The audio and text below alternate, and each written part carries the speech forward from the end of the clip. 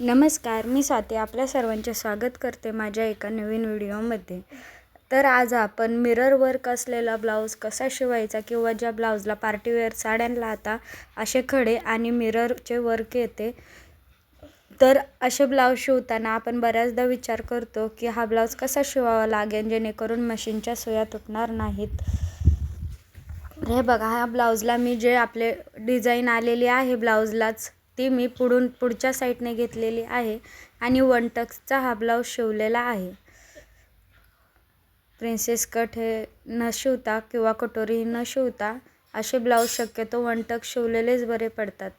या ब्लाऊजच्या बाहीला मी अस्तर लावलेले नाही आणि कोंबडा बाही केलेली आहे. खूप छान दिसते आहे. शक्यतो पार्टीवेअर ज्या साड्या असतात त्याच्या बाहीला अस्तर लावतच नाहीत.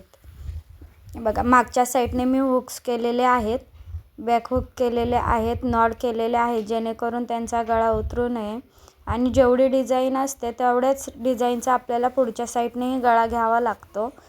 त्यामुळे मागच्या साईडने जर ही डिझाईन आपण घेतली तर बॅक नेक असतो तो आपला खूप खोल घेता येत नाही. जेवढी डिझाईन असेल तेवढाच घेता येतो.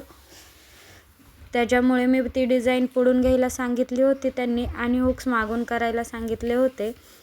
आता या ब्लाऊज शिवताना जिथे जिथे टिपांमध्ये आपले मेजरमेंटनुसार आपण कट केले आणि जर मिरर टिपांमध्ये येत असतील तर आपल्याला ते मिरर काढून टाकायचे आहेत. हे मिरर इझिली निघून जातात आणि तेथून आपल्याला टिप मारून व्यवस्थितरित्या ब्लाऊजला फिनिशिंग द्यायचे आहे.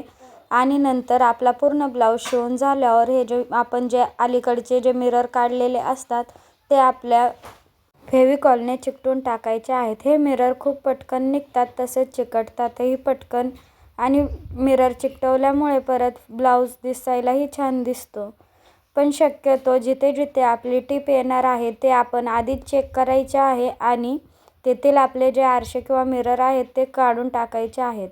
आपल्याला या ब्लाऊजला खालूनही मी पट्टी केलेली आहे, तिथे आपल्याला हातशिलाई करायची आहे आणि मागच्या साईडनेही आपल्याला हातशिलाई करून घ्यायची आहे.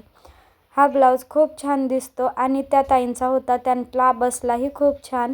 हा ब्लाऊज खूप मला पटकन द्यायचा होता त्यामुळे मी याचा व्हिडिओ बनवू शकले नाही. स्टिचिंगचा कटिंगचा व्हिडिओ मी तयार करू शकले नाही. त्यांना लग्नात घालण्यासाठी पाहिजे होती ही साडी. आता ट्रेंडच निघलेला आहे की लग्नात बाया काठपदराऐवजी पार्टीवेअर साड्या घालतात. हा पण बघा त्यांचाच ब्लाऊज आहे.